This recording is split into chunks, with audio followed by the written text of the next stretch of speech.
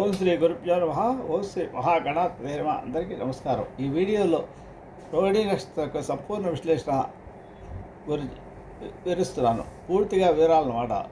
ఈ చంద్రగ్రహం ఎలా పుట్టింది, ఏదైనా శాంతులు చేసుకోవాలి, కారకత్వాలు ఏంటి అనే విషయం సంపూర్ణంగా ఈ వీడియోలో మీకు లభిస్తుంది.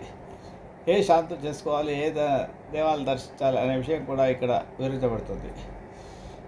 బ్రహ్మపురాణము సోమోత్పత్తి కథనం 9వ అధ్యాయం ప్రకారము మహాతపస్వి అయిన శ్రీ అత్రి మహర్షి బ్రహ్మమాసపుత్రుడు. ఒకప్పుడు ఆయన తన తేజస్సును ఊర్ధ్వగమనం దానిగా చేస్తాడు, అనగా వీర్యాన్ని పైకి ఎగజిమ్మాడు అని అర్థం అన్నమాట.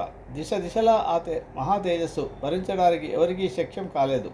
అంతటి అసాధారణ తేజాన్ని లోక హితార్థం బ్రహ్మ తన రథంపై ఎక్కించుకున్నాడు.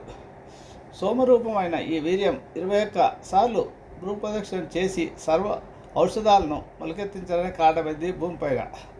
ఈ మహాతేజమే 10 రూపాలను ధరించి క్షీరసాగర మదనంలో సమయంలో సముద్రంలోకి చేరి శ్రీ లక్ష్మీదేవిగా ఉద్భవించింది. కనుకనే ఆమె చంద్రుడికి సహోదరి అయింది.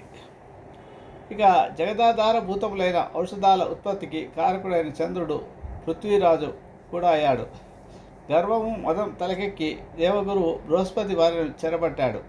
ఆమెయే తార. వీరిద్దరికి జన్మించిన కుమారుడే బుధుడు. తదుపరి బుధునికి ఇలయందు పురూరవుడు, అతడికి ఊర్వశి యందు 7 పుత్రులు కలిగి చంద్రవంశం విస్తరించింది. బుధుడికి బ్రహ్మచేత గ్రహాధిపత్యం ఇవ్వబడింది. చంద్రుని విశిష్టత గురించి తెలుసుకుందాం ఇప్పుడు. దదిశంక తుషారామం క్షీరోదార్ణం సంభవం నమామి శేషం సోమం శంభోర్మకుటభూషణం అని మన నవగ్రహాల్లో స్తోత్రం చంద్రగ్రహానికి సంబంధించింది. నవగ్రహాల్లో చంద్రుడిది 2వ స్థానం. మొదటి స్థానం సూర్యభగవానుడిది. చంద్రుడు తెల్లగా ఉంటాడు. ఈయన వస్త్రాలు, అశ్వాలు మరియు రథము అన్నీ తెల్లనివే. దశాశ్వముల రథంపై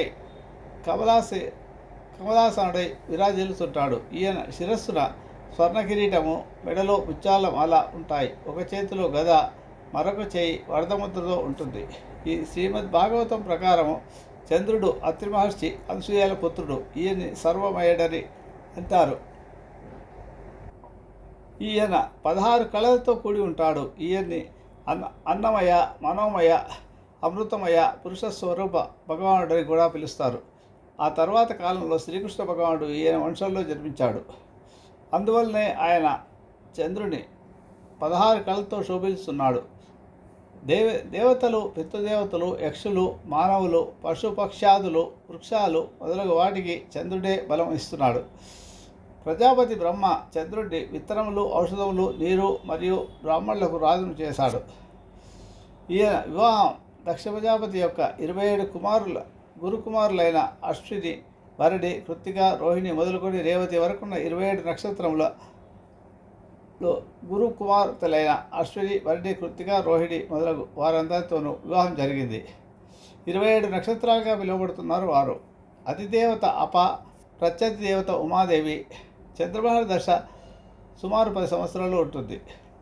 ఈయన కర్కాటక రాశిలో జాతక చక్రంలో కర్కాటక రాశికి ఆధిపత్యం వహిస్తున్నాడు. ఒకే ఆధిపత్యం.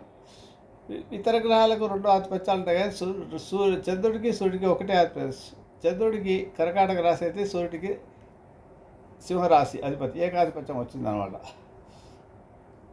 ఇక ఈ కర్కాటక రాశి అధిపతి చంద్రుడికి నక్షత్రాధిపతి అని కూడా పేరు. పౌర్ణమి నాటి చంద్రోదయ వేళ రాగి పాత్రలో తేనెతో కలిపిన పిండి వంటలు చంద్రుడికి భక్తి శ్రద్ధలతో ఎవరైతే నివేదన చేస్తారో ఆయన తృప్తి పొంది వారిని కష్టాల నుంచి ముక్తులను చేస్తాడు. చంద్రగ్రహ దోషాలు తొలగించడానికి, చంద్రుడిని తృప్తిపరచడానికి మరియు శాంతికై సోమవారం వ్రతం, శివోపాసన, శివస్థుతి మరియు ప్రతినిత్యము ముత్యమును ధరించుట చేయాలి. బియ్యము, కర్పూరము, తెల్లని వస్తువులు, వెండి, శంఖము, కొయ్యపాత్ర, తెల్ల చందనము, తెల్ల సార, ఎడ్లు, పెరుగు, ముత్యములు దానం ఇవ్వాలి. ఇవ్వడం వల్ల చంద్రగ్రహ దోషాలు తొలుగుతాయి. ఈ నక్షత్రానికి అధిదేవత ప్రజాపతి లేదా బ్రహ్మదేవుడు. బలరాముని తల్లి పేరు కూడా రోహిణి. ఎర్రని ఆవు అనే అర్థం కూడా ఉంది. ఇది మనుష్య గణానికి చెందినది. జంతువు పాము. బ్రహ్మదేవుడు ఈ నక్షత్రాన్ని ఆశ్రయించి యజ్ఞం చేసి సర్వాభిష్టాలను పొందాడని శాస్త్రాల్లో చెప్పబడింది. రోహితులనగా కోరికలు అని అర్థం అన్నమాట. ఈ నక్షత్రంలో పుట్టిన వారు వారి కోరికలను తప్పకుండా నెరవేర్చుకుంటారు. ఎంత కష్టసాధ్యమైనా కూడా వారి కోరికలు తీర్చుకుంటారు. వీరు తమ సొగసైన కళ్ళ చూపులతో ఎదుటి వ్యక్తిని ఆకర్షింపజేసుకుంటారు. వీరికి త్వరగా కోపం వస్తుంది, కానీ ఎంత తొందరగా వస్తుందో అంత తొందరగా తగ్గదు. వీరు తర్కాన్ని అనుసరించి మంచి చెడ్డలు నిర్ణయించక తన మనసుకు తోచినట్టుగా మాట్లాడతారు. అందుకే ఎవరికైతే చంద్రుడు జాతకంలో 2వ స్థానం అంటే వాక్స్థానంలో ఉంటాడో వాళ్ళు మాట్లాడటానికి ఏది ఒక అంతు పొత్తు ఉండదు, తల తోక ఉండదు. వాళ్ళు ఏదైతే అది ఏదో రకంగా వాదిస్తూనే ఉంటారు. చార్వాకవాదం అంటారు కదా. వీరు తర్కాన్ని అనుసరించి మంచి చెడ్డలు నిర్ణయించకుండానే తోచినట్టు నోటికి వచ్చినట్టు మాట్లాడతారు. భవిష్యత్తు కన్నా వర్తమానం అనుభవించడానికే ఎక్కువ ప్రాధాన్యం. వీరు చేసే వృత్తులలో కూడా రసాయన శాస్త్రము చదివే వృత్తులు విద్యలందు రాణించే అవకాశం ఉంది. వీరు నమ్మి మోసపోయే అవకాశం కూడా ఎక్కువగా ఉంటుంది. అవతల వాళ్ళని చాలా సులభంగా నమ్ముతారు. ఎవరిని తేలిగ్గా నమ్మరాదు. వీరు అలా నమ్మితే చాలా వరకు నష్టపోయే అవకాశాలు ఎక్కువగా ఉంటాయి. వీరి ఈ చంద్రగ్రహ జాతకులు సామాన్యంగా అవతలి వాళ్ళను అబ్జర్వ్ చేసి వాళ్ళ యొక్క విషయాలను తెలుసుకున్న తర్వాతనే వాళ్ళు చెప్పిన దాన్ని విని అది ఇంప్లిమెంట్ చేయాలా లేదా అనే విషయాన్ని అనుభవపూర్వకంగా తెలుసుకుంటే నష్టపోకుండా ఉంటారు. అదేవిధంగా జల సంబంధ అనారోగ్యాలు రాకుండా జాగ్రత్త పడాల్సిన అవసరం ఉంటుంది. వైరల్ ఫీవర్స్ ముఖ్యంగా వర్షాకాలం పాలైనప్పటి నుంచి ఈ జల సంబంధమైన డయేరియా కానీ, కలరా కానీ, డెంగ్యూ కానీ ఇట్లా దోమల వల్ల కానీ వచ్చేవి ఎక్కువగా ఉంటాయి.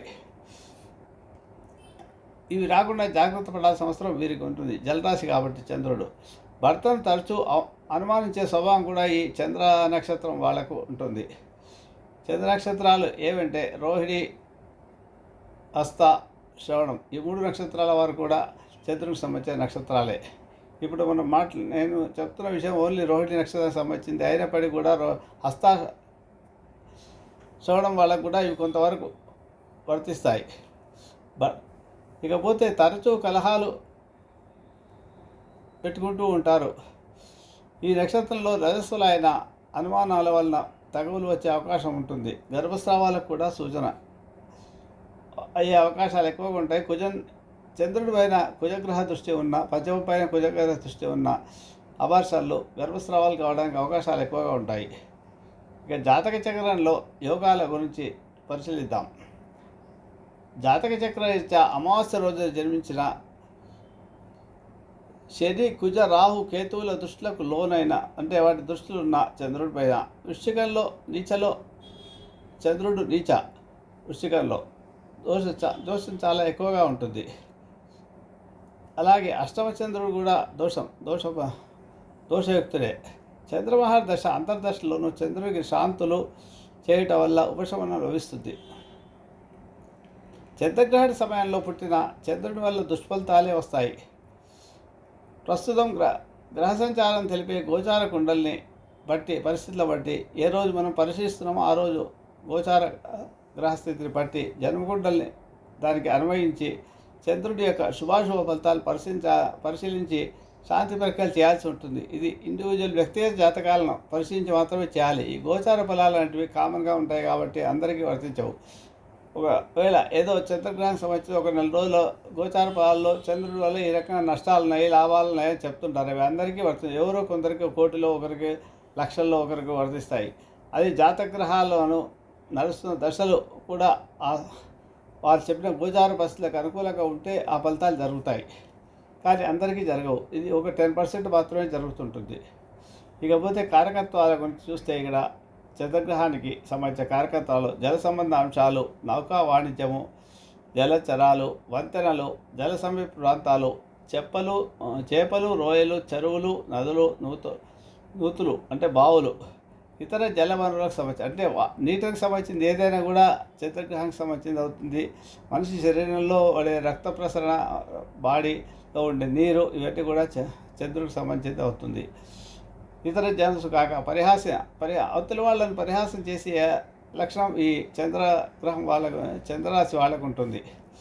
తానే గొప్ప, అవతలవాడు దిబ్బ అన్నట్టుగా మాట్లాడతారు. వ్యంగ్య సంభాషణ చేస్తారు. తీర్థయాత్రలు ఎక్కువగా చేస్తారు వీళ్ళు. ముత్యాలు, తేనె, ఎడమకన్ను, స్త్రీల వ్యాధులు, పాండురోగం, అతిమూత్రం ఇవన్నీ కూడా కారకత్వాలు చంద్రుని కారకత్వంలోకి వస్తాయి.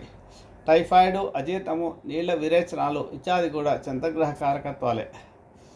ఇక వచ్చే అనారోగ్య సమస్యలు, వ్యాధుల గురించి తెలుసుకుంటే, 2 పాపగ్రహాల నడుమ చంద్రుడు సప్తమంలో చంద్రుడు ఉండి సప్తమ స్థానంలో శని ఉంటే ఈ జాతకునికి క్షయ, గుల్ఫా, ప్లీహ రోగాలు వచ్చే అవకాశాలు ఉంటాయి. మేష, వృషభ, కర్కాటక రాశులందు తక్కిన రాశుల్లో కాక మేష, వృషభ, కర్కాటక రాశులను కాకుండా తక్కిన రాశుల్లో క్షీణచంద్రుడు ఉంటే చెవికి సంబంధించిన ఆరోగ్య సమస్య. క్షీణచంద్రుడు అంటే పౌర్ణమి తర్వాత వచ్చే షష్ఠి నుంచి దశమి వరకు ఉండే క్షీణచంద్రత్వం స్టార్ట్ అవుతుందన్నమాట. షష్ఠి నుంచి మనోవిషాదం, క్యాన్సరు, కామెర్లు, బలహీనం, శరీరం పీడించడం, శరీరం బలహీనం కావడం, పెరిగితనం వంటివి కూడా చంద్రకారకత్వాలే. ఇక యోగాలను పరిశీలిస్తే భాగ్యాధిపతి పంచమనందు ఉండిన గురుచే చూడబడుతుంటే శుక్లపక్ష చంద్రుడు ద్వితీయమంతున్న అంటే ధనస్థానం, కుటుంబ స్థానంలో ఉంటే లాభాధిపతితో కలిసి ఉన్నచో విశేష సుఖాలు, వాహనాల సౌఖ్యాలు లభిస్తాయి. అలాగే పంచమ, సప్తమ లాభస్థానాల్లో వరుసగా గురు, బుధ, చంద్రులు ఉంటే విశేషంగా శాస్త్రాలు తెలిసిన వారు అవుతారు. చంద్రరావులు లగ్నమందు ఉండి శని చేత కానీ, అంగారకుడి చేత కానీ అంటే కుజుని చేత కానీ చూడబడిన ఆ జాతకులకు నీటిగండం, అగ్నిగండం, విషప్రయోగం భీతి ఉంటుంది. అది ఆ దశలో వచ్చినప్పుడు మాత్రమే జాగ్రత్త పడాల్సిన అవసరం ఉంటుంది, ఎప్పుడూ జరగదు. జాతకంలో చతుర్థంలో చంద్రుడు ఉన్న, చతుర్థం అంటే సౌఖ్య స్థానం అవుతుంది, గృహం అవుతుంది. చంద్రుడు ఉన్న చంద్రగ్రహ దశలో తల్లి మారకం కానీ, మేనమామ మారకం కానీ జరిగే అవకాశాలు ఉంటాయి. కర్కాటక లగ్నాధిపతి అయితే చంద్రుడు అంతిమ స్థానం అంటే చంద్రుడికి కర్కాటకానికి 12వ స్థానం మిథున రాశి అవుతుంది. అందులో రవితో కలిసి చంద్రుడు ఉన్నచో అస్తంగతులు అవుతాడు అక్కడ. అంటే మిథున రాశిలో రవిచంద్రులు కలిస్తే కర్కాటక రాశి వారికి అస్తంగత్వం ఏర్పడుతుంది చంద్రుడికి. ఇదే చంద్రుడు ఏ భావమైన మిథున రాశి అందు ఏ కారకుడైన శనితో కూడినచో జాతకుడు అధిక ప్రయాసాలకు గురి కావాల్సి వస్తుంది, చాలా కష్టాలు పడాల్సి వస్తుంది. ఏ స్థానం అంటేనే ఇంటికి దూరంగా ఉండడం, హాస్టలైజేషను, విదేశీ ఆడము, అవన్నీ ఐసోలేషన్ అన్నమాట. అలాంటి స్థితిలో శని చంద్రులు కలయిక పునర్దోష కింద కూడా వస్తుంది. కాబట్టి దానివల్ల ఇబ్బందులు ఎక్కువగా ఉంటాయి జీవితంలో. ఏ పని తొందరగా సాగదు. చంద్రుడు దక్షిణాయన కాలమున, సూర్యుడు ఉత్తరాయణ కాలమున బలవంతులు. కాబట్టి ఈ ఆగస్టు నెల నుంచి జూలై నెలలో ఆషాఢ శుద్ధ ఏకాదశి నుంచి ఉత్తరాయణం ఈ దక్షిణాయనం ప్రారంభమవుతుంది సంక్రాంతి వరకు. ఈ 6 నెలలు కూడా చంద్రబలమే ఎక్కువగా చూసుకుంటే వచ్చింది. అలాగే సంక్రాంతి నుంచి ఆషాఢ శుద్ధ ఏకాదశి వరకు ఉండే కాలం సూర్యుడి బలం పరీక్షించుకోవాలి ఏదైనా ముఖ్య కార్యాలు చేయాలన్నప్పుడు. చంద్ర లగ్నాధిపతి ధనస్థానం అందుంటే ధనం సంపాదన విషయంలో ఎలాంటి డోకా ఉండదు. బాగా డబ్బు సంపాదిస్తారు, కోటీశ్వర్లు అయ్యే అవకాశాలు ఉంటాయి. ఎప్పుడూ వాళ్ళ చేతిలో ధనం ఆడుతూ ఉంటుంది. కర్కాటక లగ్నాధిపతి అయిన చంద్రుడు కర్కాటక రాశిలో భాగ్యాధిపతి అయిన గురువుతో ఉన్న మంచి భాగ్యవంతుడు అవుతాడు. ధనకనక వస్తువాహనాలు అన్నీ కూడా సమకూరుతాయి. చంద్రాంశ యందు జన్మించిన వారికి ముత్యాలు, శంఖాలు మొదలగు వాటిని అమ్మకం, వ్యవసాయం, వస్త్ర వ్యాపారం, స్త్రీల వల్ల ధనప్రాప్తి ఇలాంటి వృత్తుల్లో రాణిస్తారు. జాతకంలో 3, 6, 12 స్థానాల్లో చంద్రుడితే వరిష్ఠ చంద్రుడు అనబడతాడు. ఈ స్థానాధిపతి చంద్రుడు వాక్కున కారకుడు కాబట్టి బుధుడు కావున ధన మిథున లగ్నం వారికి 2వ స్థానము కర్కాటకం అవుతుంది. కర్కాటకము ధనస్థానం అవుతుంది, వాక్స్థానం కూడా అవుతుంది. వారికి చతుర్థంలో కన్యారాశిలో బుధుడు వరిష్ఠ చంద్రుడు దిగ్బలం పొందితే అట్టి జాతకుడు మంచి సంభాషణ చాతుర్యం కలిగి ఉంటాడు. విద్యా కారకత్వంలో మంచి విద్య లభిస్తుంది. సభల్లో వాక్చాతుర్యం మూలకంగా మంచి వక్త కూడా అవుతాడు. కవులు కావడానికి అవకాశాలు ఉన్నాయి, వక్తలు కావడానికి అవకాశాలు ఉన్నాయి, ముఖ్యంగా లేబర్ లీడర్స్ కావడానికి అవకాశాలు ఉన్నాయి. ఏదైనా లెక్చరర్ పోస్టులు, ప్రొఫెసర్సు ఈ అవకాశాలు కూడా ఉంటాయి.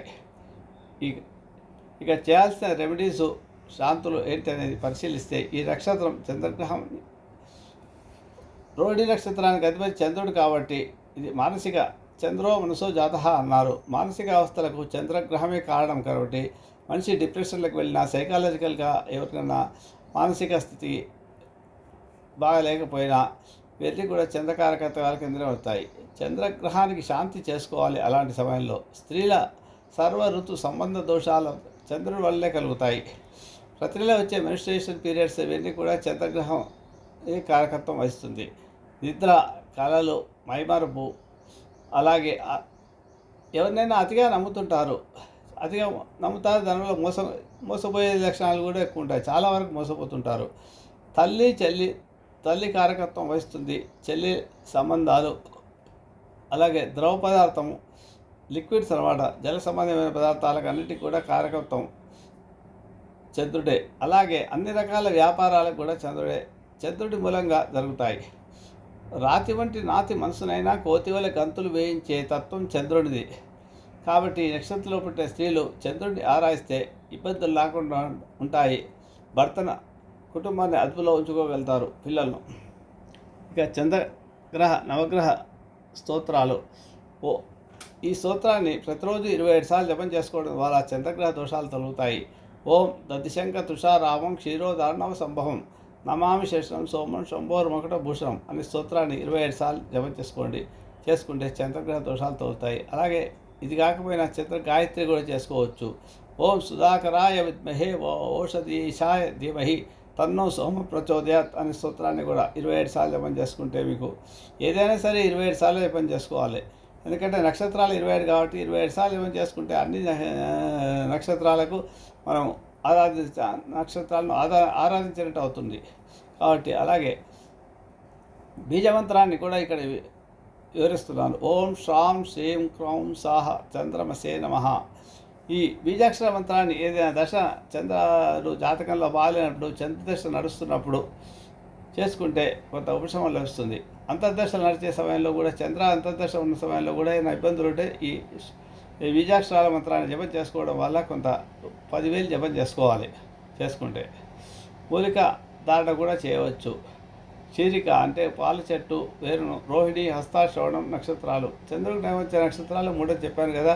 రోహిణి, హస్తాశ్రవణం నక్షత్ర దినాల్లో సోమవారం నాడు ఈ నక్షత్రాలు ఉన్న రోజున తీసుకొచ్చి చంద్రగ్రహ ఆరాధనలు చేసి చిన్నపిల్లలకు మడిలో తాయెత్తులాగా కట్టని ధరింపజేస్తే వారి మంచిలో వారికి ఉండే అపముచ్చు దోషాలు తొలుగుతాయి. అలాగే విద్యలో బాగా రాస్తారు. మానసిక స్థితిలో ఇంబ్యాలెన్స్ ఉంటే అవి సెటిల్ అవుతున్నాయి. వీళ్ళు మనస్సు స్థిరంగా ఉంటుంది. ఇక చేయాల్సిన కొన్ని ఇతర శాంతుల గురించి ఇక్కడ వివరిస్తున్నాను. ఆవుకు తిరుబండారాలు తినిపించడం వలన కూడా, సింహాద్రి అప్పన్న ఆలయానికి ఎత్తుదూటం దానం చేయడం వల్ల కూడా నివారణ కలుగుతుంది. అలా సింహాద్రి అప్పన్ననే కాకుండా లక్ష్మీనరసింహస్వామి టెంపుల్లో ఎక్కడ ఉన్నా సరే అక్కడ దానం చేసినా కూడా మీకు ఈ చంద్రగ్రహ దోషాలు తొలుగుతాయి. అలాగే దీపారాధన నెయ్యితో చేసినప్పుడు 16 ఒత్తులతో చేస్తే చంద్రగ్రహుడు ప్రసన్నుడవుతాడు. చిన్న వెండి ముక్కలను పారుతున్న నీటిలో వేయడం వల్ల కూడా చంద్రగ్రహ దోషాలు తొలుగుతాయి. పౌర్ణమి రోజు చంద్రశిల నాలుక కింద పెట్టుకొని ధ్యానం చేయడం వల్ల అధిక మానసిక శక్తి పెరుగుతుంది. మెడిటేషన్ చేయడము. అలాగే చంద్రగ్రహ దోష నివారణకి సోమవారం రోజు పేదలకు పెరుగన్నం దానం చేయాలి. దద్దోజనం అంటారు పెరుగన్నాన్ని. అది పెట్టడం వల్ల కూడా మనకు దోషాలు తొలుగుతాయి. ముత్యాలు కానీ, బియ్యం కానీ, వెండి కానీ సద్బ్రాహ్మణులకు దానం చేయాలి. ఎవరైతే అనుష్ఠానం చేసుకుంటుంటారో వాళ్ళకి 10 సోమవారాలు నవగ్రహాలకు 100 ప్రదక్షిణాలు, కేజీంబావు బియ్యం దానం చేయాలి. సూర్యోదయం అనంతరం ఉదయం 10 గంటల్లోగా బెజవాడలో ఉన్న కనకదుర్గ అమ్మవారిని ఎప్పుడైనా వెళ్ళినప్పుడు దర్శనం చేసుకోగలిగితే కూడా మీకు దోషాలు తొలుగుతాయి. అలా వీలు కాని వారి దగ్గరలో మీ ఊళ్ళోనే ఏదైతే దుర్గా అమ్మవారి ఆలయం ఉందో చూసుకొని 6 ఆలయాల్లో ఒక్కొక్కరు సోమవారం ఒక్కొక్క ఆలయానికి వెళ్ళి దర్శనం చేసుకొని 100 ప్రదక్షిణాలు చేయాలి. చేసినప్పుడల్లా చేయగలిగిన రోజు చేస్తే కూడా చంద్రగ్రహ దోషాలు తొలుగుతాయి.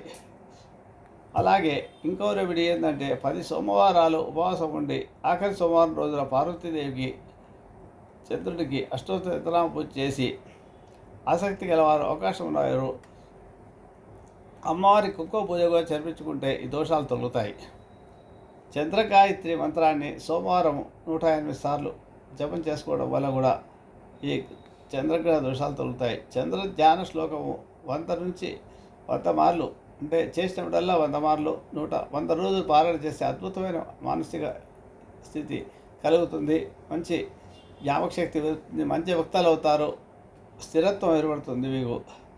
చంద్రమంత్రము 10,000 జపం మండలం రోజు పాటు రోజు 4 ప్రవర్తన 100 చొప్పున 400 రోజు చొప్పున మండలం పాటు చేయాలన్నమాట. లేదా దుర్గా స్తోత్ర పారాయణం, దుర్గా సూక్తం కానీ పారాయణం చేసుకుంటే కూడా మీకు ఈ చంద్రగ్రహ దోషాలతో దుర్గా సప్తశ్లోకి కూడా చేసుకోవాలనుకునే వాళ్ళు. లలితా సహస్రాన్ని చదువుకుంటే ఇంకా మంచిది చేయగలిగే వాళ్ళు. తీరిక కుదరని వారు చంద్రమంత్రం కనీసం 100 సార్లు కానీ చంద్రశ్లోకం 10 సార్లు కానీ పారాయణం చేసుకుంటే కూడా ఇబ్బందులు తొలుగుతాయి. తమిళనాడులోని తిరుంగల్లూర్ దేవాలయం దర్శనం మంచి శుభఫలితాలు ఇస్తాయి. చంద్రదర్శనం పార్వతీ, దుర్గా, కృష్ణ దేవాలయాల్లో పేదలకు సాధువులకు ప్రసాదాలు అన్నదానం చేస్తే మంచి ఫలితాలు లభిస్తాయి. శివరాత్రి పర్వదినాన్ని మహాన్యాసపూర్వక ఏకరుద్రాభిషేకం జరిపించుకుంటే కూడా ఈ చంద్రగ్రహ దోషాలు తొలుగుతాయి.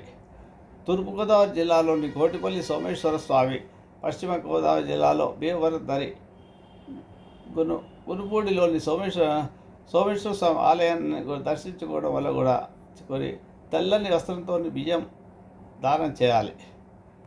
ఇక చంద్రగ్రహానికి అనుకూలతలు ప్రతికూలతలను ఇప్పుడు పరిశీలిద్దాం. అనుకూల వైఖరి చంద్రగ్రహం జాతకులు ఎక్కువ ఓర్పు కలిగి ఉంటారు.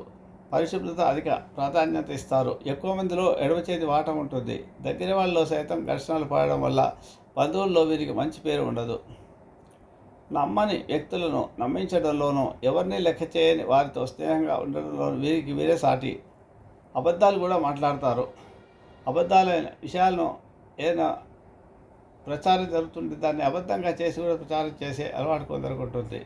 స్నానం అన్న వీరికి చాలా ఎక్కువ నీటిని వాడతారు. చట్టానికి పోలీసులకు మాత్రం భయపడతారు. వీరి అందరిలోనూ కలిసే స్వభావం కలిగి ఉంటారు. ఎప్పుడూ గుంపులో కలిసి తిరగాలనే మనస్తత్వం, ఎక్కువగా ప్రయాణాలు చేయాలనే మనస్తత్వం ఉంటుంది. ఒకచోట స్థిరంగా ఉండరు. తాము చేసే ప్రతి పని అందరూ మెచ్చుకోవాలని వాళ్ళు ఎప్పుడూ భావిస్తుంటారు. వీళ్ళకు రహస్యాలు నేర్పుగా గ్రహించే గుణం కూడా ఉంటుంది. అది అవసరమైనప్పుడు ప్రయోగించి తగాదాలు సృష్టించవచ్చు. లేదా ఒక మాటలో చెప్పండి, సమాజ సేవ పేరిట స్వార్థం చేసుకోవాల్సిన సత్తా కూడా వీరికి ఉంటుంది. ఇక ప్రతికూల పరిస్థితి గ్రహజాతకులకు బంధువులే చాలా విషయాల్లో ద్రోహం చేస్తుంటారు. వీరి నవ్వు ఎదుటి వారికి కలవరాన్ని కలిగించేదిగా ఉంటుంది. పాత జీవితంలో తాము చేసిన సాహసాల్ని పదే చెప్పి విసిగిస్తారు. నీటిపై ప్రయాణం అంటే ఈ రోడి నక్షత్రం, చంద్ర నక్షత్రం వాళ్ళకి చాలా భయం. ఇంకా దొంగల భయం కూడా ఉంటుంది. దయ్యాల భ్రాంతి, మానసిక విచిత్ర ప్రవర్తన వీళ్ళలో పరిమితుల్లో కళ్ళగంటుంటారు. కళా క్రీడా నైపుణ్యం ఉంటుంది కానీ అదృష్టం కలిసి రాక వెనుకబడిపోతుంటారు. చిత్రంగా వీరి శిష్యవర్గం ఉన్నత స్థానంలో ఉంటారు. అయినా వీరికి మాత్రం ధనం కానీ గౌరవం కానీ లభించదు. కొన్ని రెమెడీలు చేయడం వల్ల మనకు జరిగే ఇబ్బందులను తెలుసుకోవడానికి ఇక్కడ వివరిస్తున్నాను. మనకారకో జలకారకో చంద్ర అన్నారు. చంచలత్వం ఉన్న స్థిరత్వానికి కూడా చంద్రుడే కారకుడు కనుక స్ఫటికలింగాన్ని పూజ చేస్తే చంద్రగ్రహ దోషాలు తొలుతాయి. ఎవరికైతే మానసిక స్థిరంగా ఉండదో వారు స్ఫటికలింగాన్ని తెచ్చిపెట్టుకొని ఇంట్లో ప్రతిరోజు అభిషేకం అంటే మీరు చేయాల్సిన నీటితో గడిపెట్టి ఓం నమ శివాయ కూడా తిద్దలం త్రిగుణాకారం అనే స్తోత్రాన్ని చదువుకోండి. లేకుంటే ఓం నమ శివాయ 105 సార్లు జపం చేసుకోండి. శివలింగం కడిగిన తర్వాత గంధము, పసుపు, కుంకుమ పెట్టి ఆరాధన చేయించి ఊదికడ్డి వెలిగించి దండం పెట్టుకోండి. మీకు వచ్చే స్తోత్రం లేదా నమ్మకం చేత చేసుకుని వీలున్న రోజు ఎప్పుడైనా చేసుకోండి. అలా చేసుకోవడం వల్ల మీకు మానసిక స్థితి స్టెబిలిటీ పెరుగుతుంది, స్థిరత్వం వస్తుంది. మోతుగు చెట్టు పెంచడం, నీళ్లు పోయడం, అరటిపళ్ళు రావుకు తినిపించడం లాంటివి చేయడం వల్ల కూడా ఈ దోషాలు తొలుగుతాయి. విరజాజి మాలను 21 రోజుల పాటు కనకదుర్గ అంబకు సమర్పించడం ద్వారా గ్రహ దోషాలు నివృత్తి అవుతాయి. ప్రతి మాస శివరాత్రి చంద్రగ్రహ మంగళాష్టకం పఠనం ఇష్టాశక్తి ఎన్నిసార్లు చేయగలిగితే అన్నిసార్లు చేయగలగండి. ఆవు పాలతో చేసిన పాయసం శ్రీ లక్ష్మీ సమేత శ్రీ విష్ణుమూర్తికి నివేదిస్తే చంద్రగ్రహ దోషాలు తొలుగుతాయి. పువ్వు ఒత్తులతో యథాశక్తి దీపారాధన చేయండి. బియ్యపిండిని చీమలకు ఆహారంగా సమర్పించండి. చంద్రమహాదశ చేయదగిన దానాలు ఇక్కడ వివరిస్తున్నాను. చంద్రమహాదశలో చంద్ర అంతర్దశ తెల్లని ఆవును దానం చేస్తే మంచి ఫలితాలు లభిస్తాయి. చంద్రమహాదశలో కుజ అంతర్దశలో నాగప్రతిమను, అలాగే కేతు అంతర్దశలో మేఘప్రతిమను, రాహు అంతర్దశలో కూడా మేఘప్రతిమనే, బుధ అంతర్దశలో లక్ష్మీ విష్ణు రూపం కలిగిన ఒక వెండి విగ్రహాన్ని, అలాగే గురు అంతర్దశలో దుర్గా దేవి యొక్క రూప ఆకారాన్ని, శుక్ర అంతర్దశలో తెల్లని ఆవును, రవి అంతర్దశలో దుర్గా ప్రతిమను, ఇట్లా శని అంతర్దశలో ఈ ఆకారాలతో వెండితో యథాశక్తి ఆ ప్రతిమను ఇవ్వాల్సి ఉంటుంది. ఇక చంద్రదశ మహాదశలో శని అంతర్దశలో గేదె ప్రతిమను దానం చేస్తే మంచి ఫలితాలు ఉంటాయి. గ్రహదోష పరిహారార్థం పారాయణ చేసే స్తోత్రాలు ఏంటంటే చంద్ర అష్టోత్తరనామాలు కానీ, భవాని స్తోత్రం కానీ, అర్గళ స్తోత్రం కానీ, దేవి సప్తశ్లోకి కానీ పారాయణ చేసుకోవచ్చు. చంద్రమంగళాష్టకం, లలితా పంచకం, మీనాక్షి స్తోత్రం, లలితా మంత్రకవచం, దేవి షట్కం, నవదుర్గా స్తోత్రము, శ్రీ విద్యా కవచం, దుర్గా సప్తవం, శారదాస్తుతి, భవాని అష్టకం, భ్రమరాంబిక, దుర్గాష్టోత్తర నామావళి, దుర్గా సూక్తము, దేవి ఖడ్గమాల, దుర్గాస్తుతి, చంద్రగ్రహ మంగళాష్టకం, దుర్గా ద్వాదశ నామాలను, దేవి కవచాన్ని, చండీ ధ్యానం, దుర్గా కవచం, దుర్గా అవధూత స్తోత్రం, చంద్ర కవచ స్తోత్రం, దేవి సూక్తం, దేవి సూక్తం, వీటిలో ఏదో ఒకటి, ఇవన్నీ చేయాలని కాదు, వీటిలో ఏదో ఒకటి మీకు వీలైన చేసుకోవచ్చు. ఇన్ని రకాలుగా చేసుకుంటే కూడా చంద్రగ్రహ దోషాలు తొలుగుతాయి. ఇక రామాయణంలో కొన్ని సర్గలు పారాయణ చేయడం వల్ల కూడా చంద్రగ్రహ దోషాలు తొలుగుతాయి. అవి ఏంటంటే ఇప్పుడు పరిశీలిద్దాం. చంద్రమహాదశ జరుగుతున్న సమయంలో సుందరకాండలోని పారాయణం 5వ సరిగా ఉత్తమ ఫలితాలను ఇస్తుంది. శ్రీకృష్ణ భగవానికి నైవేద్యం పాలు సమర్పించాలి. ఈ చంద్రమహాదశలో చంద్ర అంతర్దశ ఉన్నప్పుడు ఉత్తరాఖండ 53, 54 సరిగలు పాలు పంచదార నైవేద్యంగా పెట్టాలి, పారాయణ చేయాలి. చంద్రమహాదశలో రవి అంతర్దశలో ఉత్తరాఖండ 53, 54 సరగలు నైవేద్యం బెల్లం కందిపప్పు. అలాగే చంద్రమహాదశలో కుజ అంతర్దశలో 19, 20, 21, 22 సరగలు ప్రసాదంగా బెల్లం కందిపప్పు పొంగలి. చంద్రమహాదశలో బుధ అంతర్దశ వచ్చినప్పుడు 26, 27, 28, 29, 30 సరగలు పారాయణ చేయాలి. నైవేద్యం తాంబూలం, ఆకుపచ్చ, ద్రాక్ష. చంద్రమహాదశలో గురు అంతర్దశలో బాలకాండ ప్రథమ సరగ, అరటిపళ్ళు, కర్పూర,